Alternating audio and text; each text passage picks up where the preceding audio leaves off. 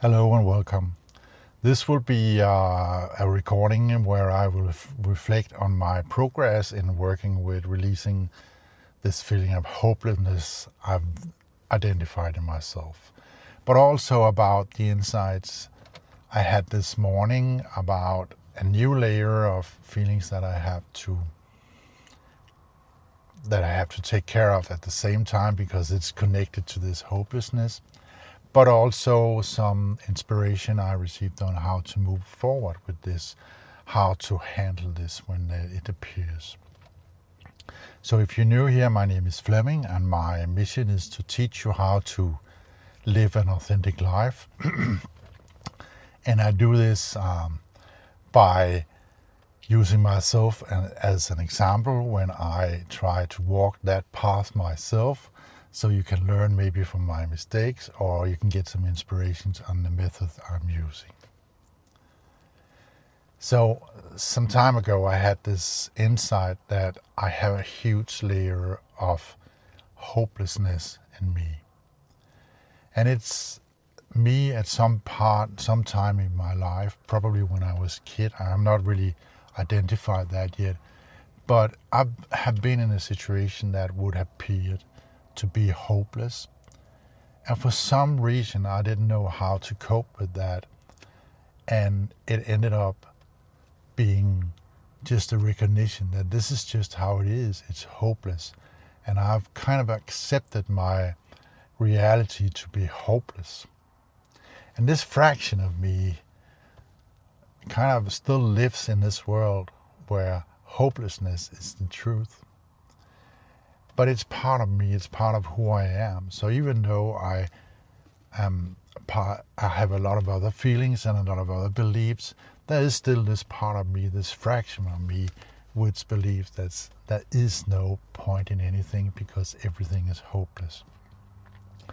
And this was that layer that I kind of identified some time ago, and now is working on releasing that.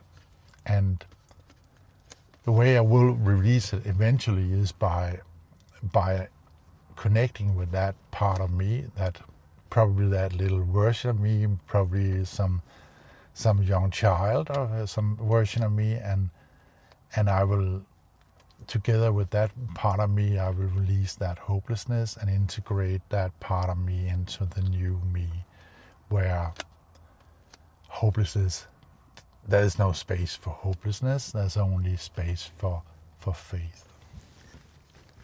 But I identified this and I've been very aware of it since, and I'm working with it every day. And the way I react to other people because I have this layer is that I'm frustrated whenever somebody just changes, or whenever somebody goes against what I think is the best way to do things. Because it's this feeling of frustration over that I have to spend time listening to these people and talking to them about this suggestion when I already know in my heart that it's hopeless. So I don't really have to listen to them talk Finnish, but I already know it's hopeless, because this part of me kind of sends the signals up and says it's hopeless. No matter what they want, it's hopeless. Of course, that is madness. It's pure madness, but it's also part of my reality. It's for that part of me, it's not madness, that's reality. Luckily, I have other feelings as well, so there's also some part of me who wants change, who wants to change things, and some part of me who likes new ideas. But this feeling of hopelessness is definitely holding me back and keeping me down. So what happened this morning was, in my meditation, I realized that there was another layer of feelings that was coming up at the same time as the frustration. So when I meet other people and talk about it, I would feel frustration, but there was also panic. So there was this feeling of, now I'm being forced into something that I already know is hopeless. So it's unfair. I have to be pushed into this, and there's this panic. How can I avoid that? And And there was a realization that if you combine the two feelings of frustration and panic, you actually get desperation. And this is a more true description of how I react. So the reaction I have to other people is not really just frustration. It's not just panic. It's the combination of the two, which is desperation.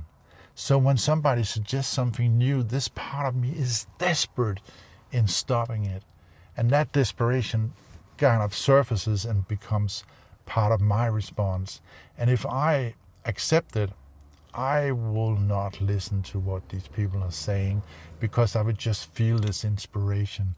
And it will dominate my mind, and I will react from that desperation. And again, that's madness. It's pure madness, but it's also very true. It's also reality. So of course I want to change this. So I asked again this morning, how can I change this? How can I handle this desperation when it comes up? And I received the inspiration that I should, whenever I feel this desperation, I should recognize that it is there. I should not try to suppress it or reject it. I should recognize, yes, there is this feeling of desperation. Because that part of me that believes in hopelessness wants to be heard. It wants to communicate to me that this is hopeless, don't do it. So just by recognizing this desperation, I can actually kind of diffuse this feeling, because it has been heard, it has been seen, it has been recognized. And then the second part of this was to just acknowledge it, but don't let it control me. Instead, I should choose to go into peace, listen to what the people are saying to me in peace, have faith that this is the right way to do it. And when they stop talking,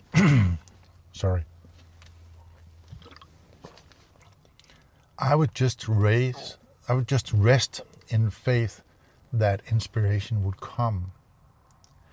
And when it comes, I would react from that inspiration in trust that it would be the right thing to do. So I would not trust my own feelings. I would not trust the desperation. I would choose to have faith in the inspiration I received when I was waiting in quiet. And I would act from that. So I've been in a meeting all day. I have had several situations where people didn't agree with me. Several situations where I felt this desperation coming up. But I think I succeeded in just acknowledging and choosing peace. And I think that it was a great meeting because I really listened to what people were saying. I didn't have that resistance to them. And I think they respected my answer a lot more than they would have than what they would have done if I had reacted from desperation. Just imagine sitting in a meeting where you're trying to convince somebody of something and you can see the desperation in their eyes. You can see how they're going to reject it even before you've stopped talking. And then imagine the contrast of this person acknowledging you, listening attentive, being conscious with what you're saying, reflecting on what you're saying, and then comes an answer. And I can promise you, no matter the answer, they would respect it, because they knew whatever I would answer would come from truth. It would come from my true values, and they would respect it because I've heard them, I've listened, I've reflected on what they said, and then they would respect my answer. And that's what they did. And this was pretty cool. And that's the way I want to be. That's the way I want to interact with other people.